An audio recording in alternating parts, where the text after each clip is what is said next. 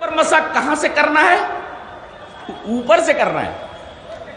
جبکہ قیاس اور عقل یہ کہتی ہے کہ جب آدمی چلتا ہے تو گندگی موزے کے نیچے لگتی ہے.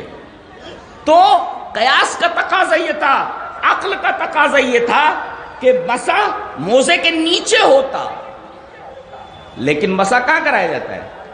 موزے کے اوپر. خلاف قیاس ہے یہ. دلیل دیکھیں، حدیث اس طرح وعن علی رضی اللہ تعالیٰ عنہ قال لو كان الدين بالرأي لكان اسفل الخف اولى بالمسح من اعلى وقد رايت رسول الله صلی اللہ علیہ وسلم يمسح على ظاهر خفيه رواه ابو داؤد في کتاب الطہارہ. حضرت امام ابو داؤد رحمہ اللہ اس حدیث کو ایسے ہی کتاب الطہارہ کے اندر لائے. خطیب کا کام صرف اتنا ہوتا ہے جی کہ وہ قرآن کی آیت جو اللہ کی بات ہے وہ پیش کر دے اور نبی کی جو بات ہے وہ پیش کر دے، اور کوشش یہ ہو کہ حدیث پوری کی پوری پڑھے. جی اس حدیث پر رک جائیے بھی جو حدیث پر پڑھی. ایک دوسری حدیث دیکھیں، حدیث اس طرح وعن زید بن ثابت رضی اللہ تعالیٰ عنہ قال سمعت رسول اللہ صلی اللہ علیہ وسلم یقول نظر اللہ عمران سمع منا حدیثا فحافظه حتى يبلغه فرب حامل فقه الى من هو افقه منه ورب حامل فقه ليس بفقيه رواه ابو داؤد في کتاب العلم. حضرت امام ابی داؤد رحمہ اللہ اس حدیث کو ایسے کتاب العلم کے اندر لائے. حضرت زید بن ثابت فرماتے ہیں کہ میں نے نبی اکرم صلی اللہ علیہ وسلم کو یہ فرماتے سنا کہ اللہ اس کو تر و تازہ رکھے جو میری ایک حدیث سنے، سمع منا حدیثا، ایک حدیث کو سنے فحافظه، اس کو حفظ کر لے، یاد کر لے اس کو، حتی یبلغه، اور یاد کرنے کے بعد اسے لوگوں تک پہنچا دے. یاد کر لے اور لوگوں تک پہنچا دے. ایک حدیث سنے، اسے یاد کر لے اور اس کو ویسے ہی پہنچا دے. بعض شارحین حدیث نے کہا ہے کہ حدیث کا ٹکڑا نہیں بیان کرنا چاہیے، حدیث پوری کی پوری بیان کرنی چاہیے. کیوں؟ اس لیے کہ فرب حامل فقہ الی من هو افقہ منہ، اس لیے کہ حدیث میں بول رہا ہوں، میں پہنچا رہا ہوں، ہو سکتا ہے کہ آپ مجھ سے زیادہ اس حدیث سے مسئلے نکال سکتے ہو، مسئلے نکال سکتے. ابھی میں بتاتا ہوں مسئلے کیسے نکالے جاتے ہیں. جی میں نے حدیث بیان کی، لیکن آپ سن کر کے اس حدیث کو مجھ سے زیادہ مسائل کا استخراج کر سکتے، نکال سکتے. فرب حامل فقہ الی من، مجھ سے زیادہ فقیہ ہو سکتا ہے وہ. اسی وجہ سے کہا گیا کہ جب پوری حدیث بیان کرو گے تو مسائل کے نکالنے میں سامنے والے کو جس نے حدیث سنی اس کے لیے آسانی ہو جاتی ہے. لہذا اختصار حدیث پر عمل نہ کیا جائے، حدیث پوری کی پوری بیان کی جائے تاکہ وہ مسئلوں کا استخراج کر سکے. جی اب اس حدیث پر آ جائے. حضرت علی فرماتے ہیں کہ اگر دین کی بنیاد رائے کے اوپر ہوتی، عقل کے اوپر ہوتی، تو موزے پر مسح نیچے سے کیا جاتا، اوپر سے نہیں.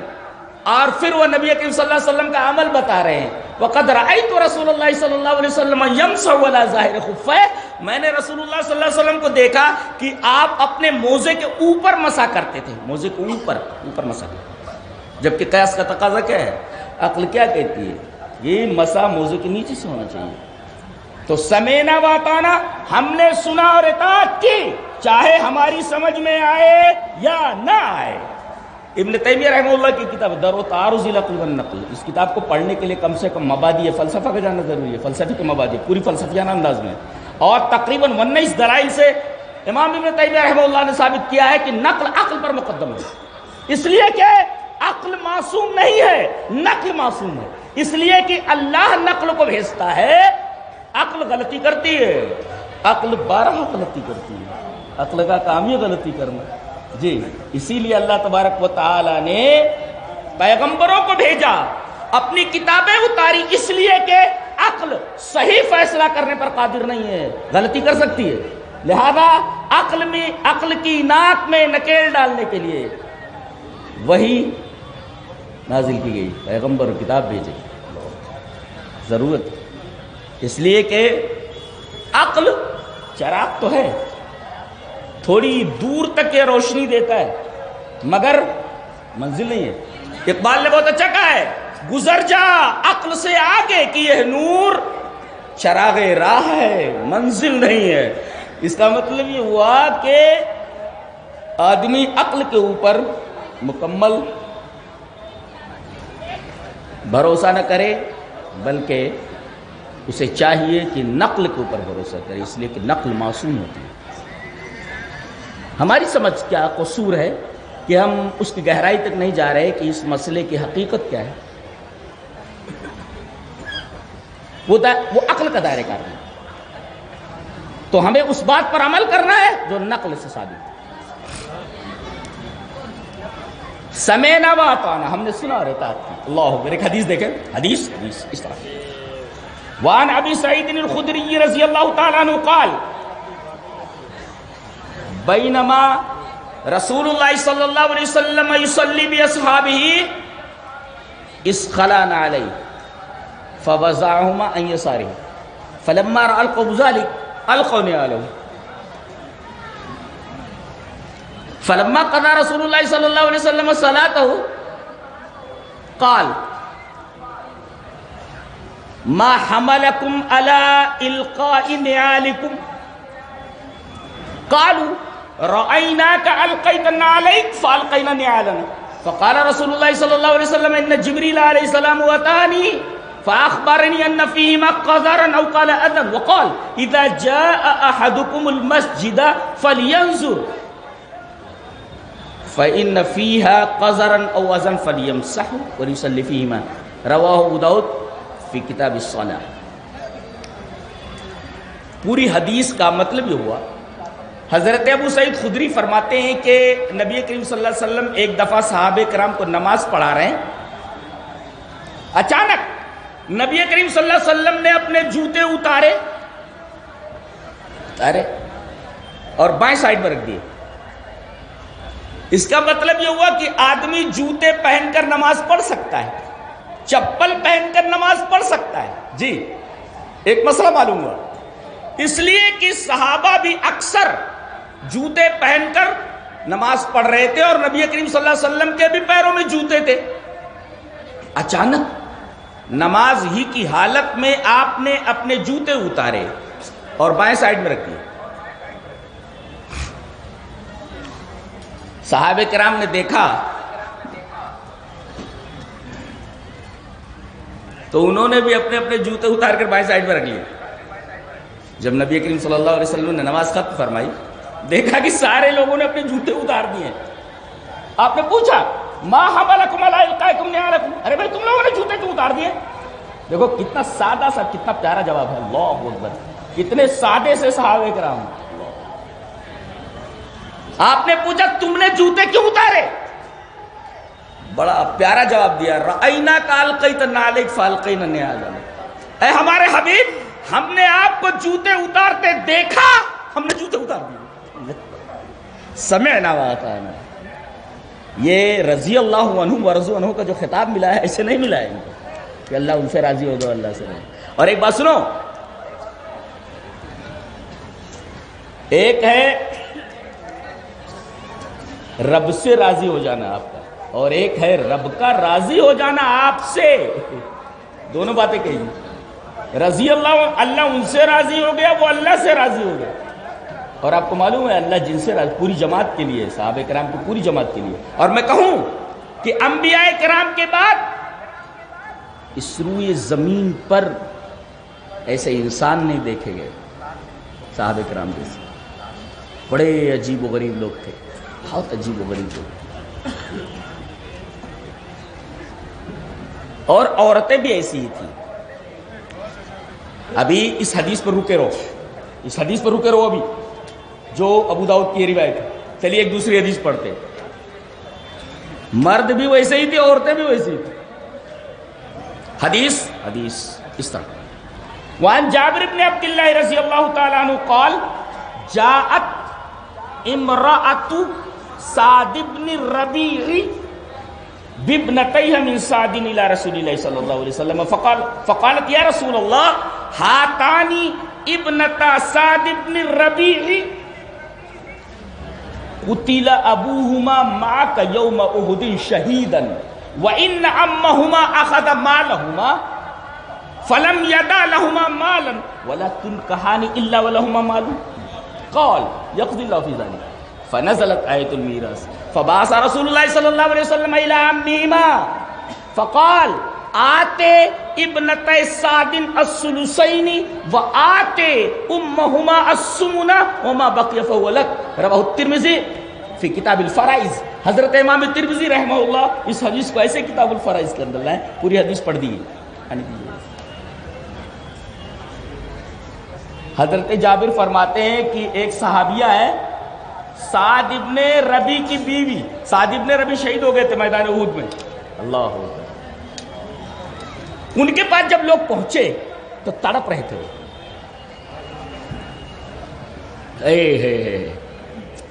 وہ تڑپ رہے تھے، تلواریں لگی تھی، تیر لگے تھے، پورا جسم زخموں سے چور تھا، جان نکلنے کے قریب تھی۔ کچھ صحابہ پہنچے کہ کیا حال ہے؟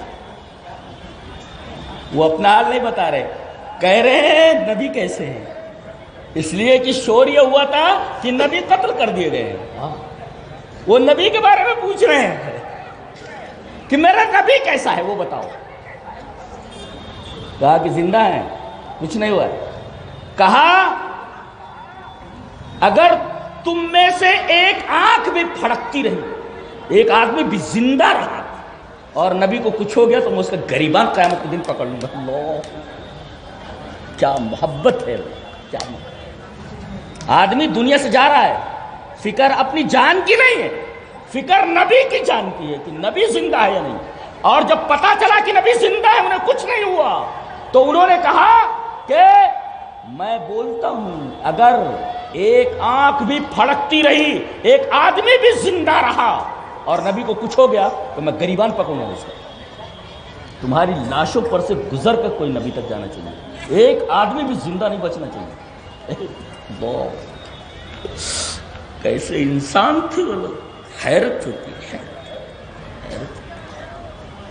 ایک آدمی بھی زندہ رہا تو گریبان پکڑوں گا کہ اللہ کے سامنے، نبی کو کچھ نہیں ہونا چاہیے۔ ایک ایک آدمی اپنی جان دے دے، جب سارے لوگ مر جاؤ اس کے بعد نبی تک پہنچے وہ، ایک آدمی بھی زندہ نہیں بچنا چاہیے نبی تک پہنچنے کے لیے۔ محبت دیکھ رہے ہو، یہ محبت ہے، تب اتنا بلند مقام ملا ہے۔ ہم لوگ تو کہیں لگتے نہیں، کیسے ہم لوگ الٹے ٹیڑھے میڑے، اونٹ رے اونٹ تیری کون سی کل سیدھی، نہ نماز درست ہے نہ روزے درست ہے، کوئی عمل درست نہیں، کیسے ہو تم لوگ بے غیرت اور بے شرم اور بے حیا قسم کے لوگ۔ صحابہ کرام رضوان اللہ تعالی علیہم اجمعین، محبت دیکھو نبی کے طریقے۔ اور ایک بات بولوں، بہت غور سے سنو، لشہادت ان محمد رسول اللہ ستۃ شروط، آدمی جب کہے کہ میں گواہی دیتا ہوں کہ محمد صلی اللہ علیہ وسلم اللہ کے رسول ہے، تو شہادت ان محمد رسول اللہ کے لیے 6 شرطیں ہیں۔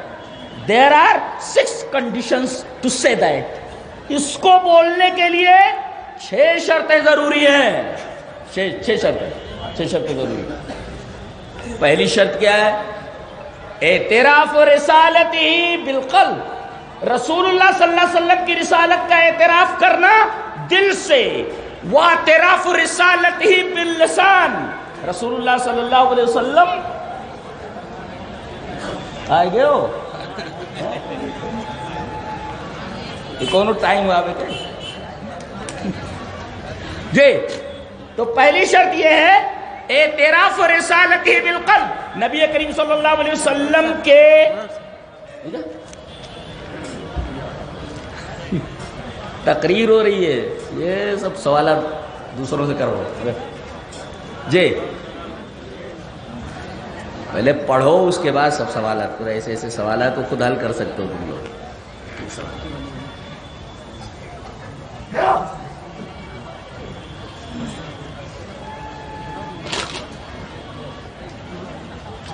6 شرطیں ہیں لا الہ الا اللہ کی شہادت دینے کے لیے۔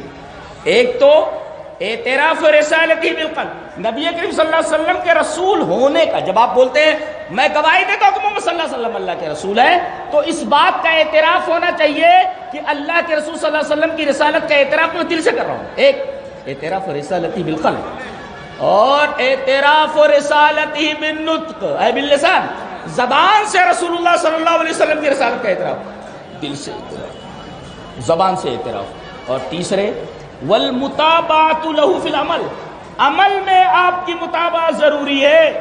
جیسے نبی نے فرمایا ہے ویسے کر، نماز جس طرح پڑھی ویسے ہی پڑھنا، روزہ جس طرح رکھنا ویسے رکھنا، حج جس طرح کیا اس طرح سے کرنا، جیسے ساری چیزیں ویسے کرنا. اور وہی نماز بھی مطلوب ہے. چلیے اس کی تائید میں والمتابعۃ لہ فی العمل. ٹائم کتنا ہوا؟ نماز پڑھ رہی کیا؟ کتنا ٹائم ہے؟ شاید کبھی بیٹھنا ہے، ختم کر دیتے ہیں. نہیں مجھے ٹائم بھی ہے.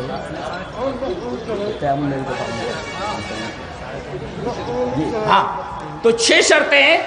ایک تو دل سے رسول اللہ صلی اللہ علیہ وسلم کی رسالت کا اعتراف کرے، ایک پہلی شرط، فرسٹ کنڈیشن.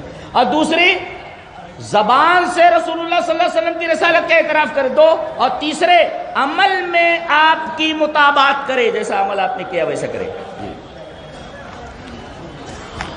اور چوتھے تصدیقہ فی کل ما اخبر بہ، اللہ کے رسول نے جتنی باتیں بتائی ہیں چپ چاپ بلا کسی پس و پیش کے، بلا تردد تو اس کی تصدیق کرے. میں معراج گیا تھا اور رات کے ایک حصے میں زمین سے آسمان تک گیا اور وہاں بیت المقدس گیا، وہاں سے آسمان گیا، آسمان سے ادھر آیا، ادھر سے ادھر آیا. اتنی دیر میں گیا بھی اور آیا بھی، سمجھ میں نہیں آ رہا ہے، لیکن ہم کو ماننا ہے. تصدیقہ فی کل ما اخبر بہ، رسول جو بولے آپ کی ہر بات کی تصدیق ضروری ہے. یہ چوتھی شرط ہے. اور 5ویں شرط ہے کہ محبتہ اشد من محبت النفس والمال والولد والوالد والناس اجمعین. نبی کریم صلی اللہ علیہ وسلم سے محبت کی جائے اپنی جان سے زیادہ، مال سے زیادہ، بیٹے سے زیادہ، بیٹی سے زیادہ، باپ سے زیادہ، دنیا کے تمام انسانوں سے زیادہ. یہ 5ویں شرط ہے. اور 6ٹھی شرط تقدیم قولہ علی قول کل احد، آپ کی بات کو تمام لوگوں کی باتوں پر مقدم کیا جائے. اگر آپ کی بات آ جائے تو پھر کسی امام کی بات نہیں لینی ہے، کسی شخصیت کی بات نہیں لینی ہے. یہی مطلب ہے اس کا یا ایھا الذین آمنوا لا تقدموا بین یدی اللہ ورسولہ واتقوا اللہ. اے ایمان والو، اللہ اور اس کے رسول سے آگے نہ بڑھو، اللہ سے ڈرو. جی آگے نہیں بڑھو. یہ 6 شرطیں اگر پائی جائیں تو سمجھو آپ جو کہتے ہیں اشہد ان محمد رسول اللہ، میں گواہی دیتا ہوں کہ محمد صلی اللہ علیہ وسلم اللہ کے رسول ہیں، تب گواہی صحیح ہوگی، تب گواہی مانی جائے گی. آپ ان 6 شرطوں میں سے کوئی ایک بھی شرط مفقود نہیں ہونی چاہیے. اچھا اب آئیے اس حدیث کو جو ہم نے چھوڑ دیا تھا کہ نبی کریم صلی اللہ علیہ وسلم نماز پڑھا رہے ہیں، اچانک آپ نے نماز کی حالت میں جوتے اتار دیے. تو صحابہ کرام جو پیچھے تھے جوتے پہن کے نماز پڑھ رہے تھے، انہوں نے بھی اپنے جوتے اتار دیے. جب نبی کریم صلی اللہ علیہ وسلم نے نماز ختم کی تو پوچھا کہ میں نے جوتے اتارے تھے، تم لوگوں نے جوتے کیوں اتارے؟ انہوں نے بڑا سادہ سا بڑا پیارا سا جواب دیا، اے اللہ کے رسول رأیناک القیت نعلیک فالقینا نعالنا، آپ کو جوتے اتارتے دیکھا ہم نے جوتے اتار دیے. اچھا تو نبی کریم صلی اللہ علیہ وسلم نے فرمایا ارے بھائی میں نماز پڑھا رہا تھا تو جبریل آئے اور کہا کہ تمہارے جوتوں میں گندگی لگی ہوئی ہے. پتہ یہ چلا کہ کپڑے میں اگر گندگی لگی ہوئی اور نماز میں معلوم ہو جائے تو نماز فاسد ہو جاتی ہے. کپڑا پہن کر کے پھر سے آؤ. جوتے میں اگر گندگی لگی ہوئی ہے، اب کپڑا پہنے ہوئے تو کپڑا تو نہیں نکال سکتا، جوتا نکال سکتا ہے، جوتا نکال سکتا ہے. جی تو جوتا نکال دے. تو جبریل نے آ کر کے بتایا کہ آپ کے پیروں میں گندگی لگی ہوئی. اس سے پتہ چلا کہ نبی کریم صلی اللہ علیہ وسلم کو غیب کا علم نہیں تھا. اس لیے کہ اگر غیب کا علم ہوتا تو آپ وہ جوتا پہن کر کے کیوں کھڑے ہو کر کے نماز پڑھاتے؟ جی جوتے کر کے گندگی لگی ہوئی ہے، جوتے میں گندگی لگی ہوئی تو نماز نہیں ہوتی. اور اس کے بعد آپ نے یہ فرمایا کہ جب کوئی مسجد میں آئے، اب مسجد جوتے پہن کا مطلب یہ ہے کہ بھائی قالین والین بچھا ہوا ہے مسجد کے اندر سب انتظامات ہیں. اب آدمی آئے اور بوٹ پہن کر کے اور گندگی کرتا ہوا قالینوں کے اوپر چلا جائے تو اس میں جیسے زمین کچی ہوتی ہے، مٹی کی ہوتی ہے، اور جیسے آپ جنازے کی نماز پڑھنے کے لیے گئے ہیں، نیچے گھاس ہے اور کھیت ہے، تو آپ کو جوتے اتارنے کی ضرورت نہیں ہے. اگر جوتے میں گندگی نہیں لگی ہے تو چپل میں گندگی نہیں لگی ہے. تو اذا جاء احدکم المسجد، جب تم میں سے کوئی مسجد آئے تو وہ دیکھے، فلینظر، کہ اس کی جوتی میں، اس کے جوتے میں گندگی لگی ہے یا نہیں. اگر ہے تو اسے رگڑ لے، یعنی دھونے کے لیے بھی بات نہیں کہی گئی، رگڑ کر گندگی صاف کر لے. ولیصلی فیہما، اور جوتا پہن کر پھر نماز پڑھ لے، گندگی صاف کر لے پھر اسی میں نماز پڑھ لے. تو انما کان قول المؤمنین اذا دعوا الی اللہ ورسولہ لیحکم بینہم ان یقولوا سمعنا واطعنا واولئک هم المفلحون. خلاصہ یہ نکلا کہ جب بھی رسول کی بات آ جائے، کان میں پڑے، تو آپ یہ نہ کہیں، پس و پیش نہ کریں کہ ہم کریں یا نہ کریں، یا انکار کرتے ہیں ہمیں نہیں کرنا اس لیے کہ ہمارا امام نہیں بولتا ہے. یہ ساری چیزیں ایمان کے مقتضیٰ کے خلاف ہے، ایمان کے مقتضیات کے خلاف ہے. اللہ تبارک و تعالی ہمیں توفیق دے کہ ہم نبی کریم صلی اللہ علیہ وسلم کی اطاعت اسی طرح کریں جس طرح صحابہ کرام رضوان اللہ تعالی علیہم اجمعین نے کیا تھا. وآخر دعوانا الحمد للہ رب العالمین.